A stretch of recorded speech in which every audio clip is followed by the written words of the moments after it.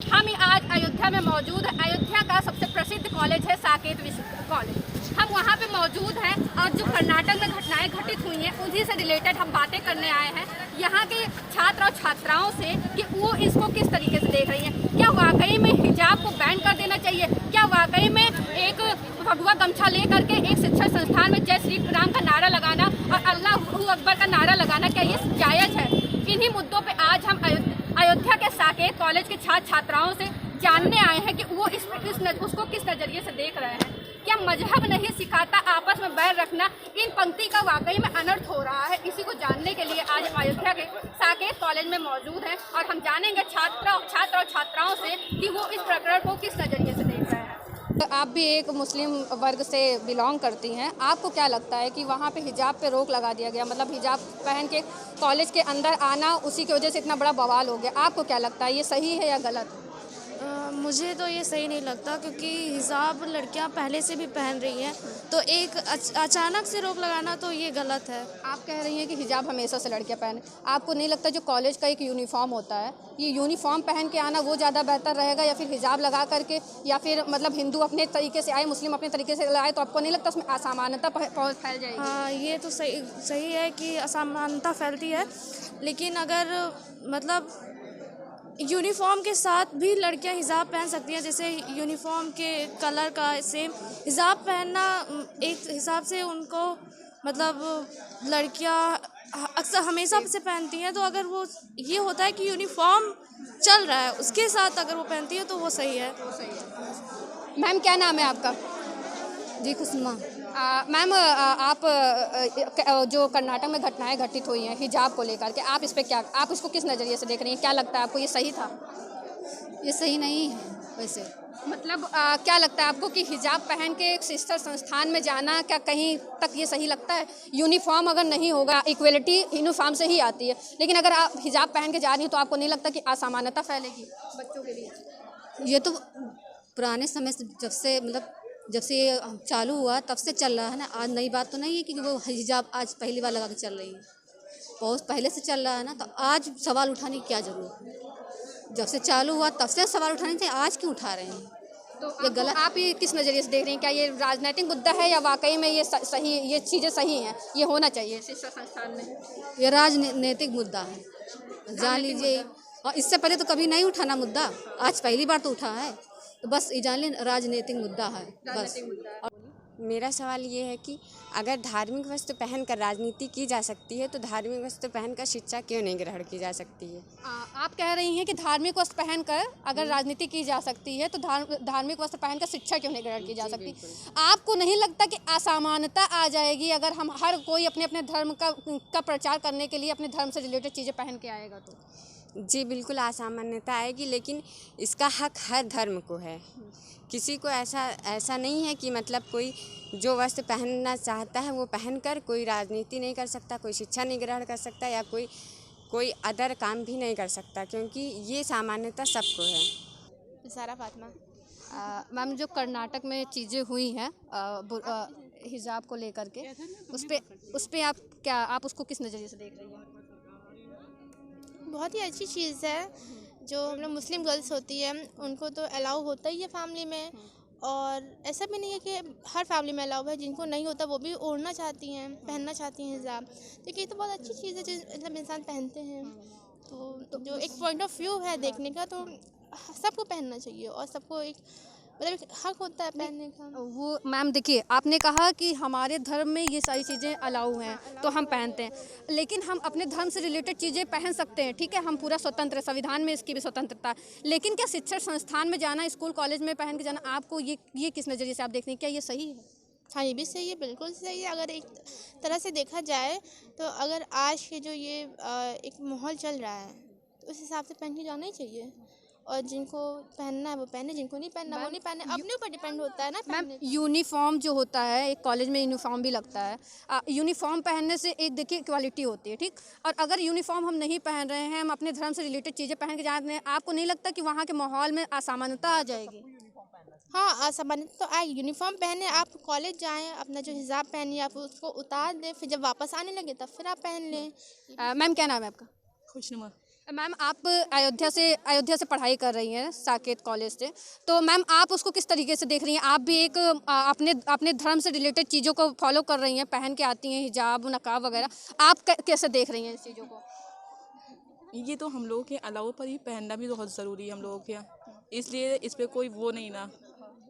मतलब आपको नहीं लगता कि अगर हम कॉलेज स्कूल में ऐसे पहन के जाते हैं तो आपको नहीं लगता कि कुछ चीज़ें असामान्यता आ जाएंगी? आप जैसे आप अपने वर्ग में हैं लेकिन मुस्लिम हैं, आप हिंदू लड़कियों के साथ भी आपका उठना बैठना होता है, आपको नहीं लगता वो आपके इस मतलब उस पहनने से कुछ असामान्यता देखने को मिलती है? वो तो देखने को मिलती है, पर जो है तो वो तो पहन नहीं पड़ेगा ना हम लोगों को। हम लोग में ये है, अब वो इन लोग में धर्म में क्या है वो तो हम लोग को नहीं पता। तो वो आपको लगता है ये जायज़ है? जी मैम क्या नाम? एक संत हैं अयोध्या में आप रहते हैं आप। कर्नाटक में जो हुआ हिजाब को लेकर के जो भी प्रकरण हुआ, अयोध्या का संत समाज उसको किस नज़रिए से देख रहा है?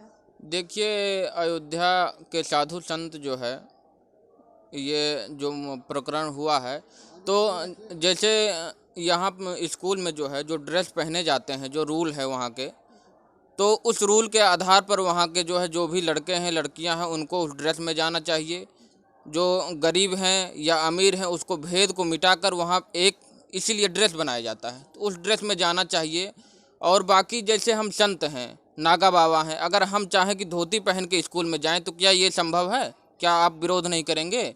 तो कुल मिलाकर जो है जो भी ड्रेस जो भी रूल हैं वहाँ का उसको फॉलो करना चाहिए, हम सबको फॉलो करना चाहिए, चाहे हिंदू हो या मुसलमान हो, सबको फॉलो करना चाहिए। देखिए महाराज जी, अभी आपने कहा कि वहाँ के नियम को फॉलो करना चाहिए। क्या आपको क्या लगता है वहाँ पर लड़के जो हैं वहाँ के विद्यार्थी वो भगवा गमछा लगा करके जय श्री राम का नारा लगा रहे हैं, अल्लाह अकबर का नारा लगा, आपको क्या लगता है शिक्षा संस्थान में ये चीज़ें शोभा देती हैं? नहीं, देखिए ये शोभा तो नहीं देती है, पर ये हम ये भी नहीं कह सकते हैं कि ये जय श्री राम का नारा अगर हम लगा रहे हैं तो ये गलत है। ये बिल्कुल नहीं गलत है। अगर जय श्री राम का नारा लगाना ये हमारे सम्मान की बात है। हिंदू धर्म में सुबह होते ही जो है हम जय श्री राम से शुरू करते हैं, तो ये तो गलत नहीं कह सकते। पर ये महाराज जी, आपने कहा कि जय श्री राम का नारा लगाना सही है, लेकिन शिक्षण संस्थान में क्या लगाना सही है? क्योंकि वहाँ पे प्रत्येक धर्म के बच्चे पढ़ते हैं। आपको क्या लगता है कि अगर जय श्री राम का नारा लगाता है या कोई भी धार्मिक अपने ही धर्म का नारा लगाता है तो क्या इससे चीज़ें उलझेंगी? नहीं, हम आपसे पहले ही कहें कि स्कूल में जो है इसीलिए भेदभाव मिटाकर जो है एक ड्रेस बनाया जाता है, जो कि हम लोग उस ड्रेस में रहेंगे, ना अमीर ना गरीब, इससे भेद मिट जाता है। तो इसलिए अब बाकी वहाँ पर क्या हुआ ये तो हम नहीं बता सकते हैं, लेकिन ड्रेस में रहना चाहिए, वहाँ का जो रूल हो उसको फॉलो करना चाहिए। ये हम सभी साधु संत का जो है विचार है।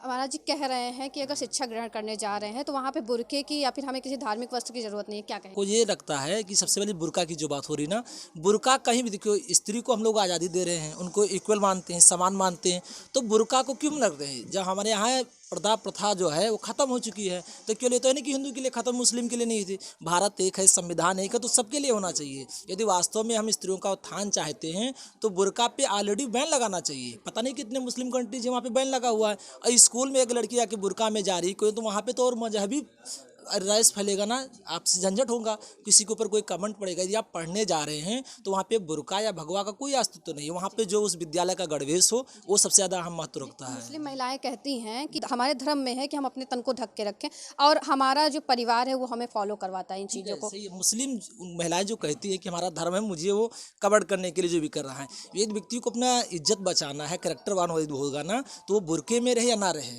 वो उसके लिए कोई फॉलो नहीं करता। आंखों में हया है तो उसके पूरे शरीर में हया बनी रहेगी, और आंखें तो हम खोल के चलते हैं, तो केवल आंखों से हम कुछ नहीं हो सकता कि आपको नहीं पता है। अब बुर्का यदि इतना ही उनको लगाव है तो फिर कल को विद्यालय छोड़ दें और जाके मदरसा में पढ़ना शुरू करें, क्योंकि वहाँ तो मदरसा के लिए सबसे सेफ जगह है।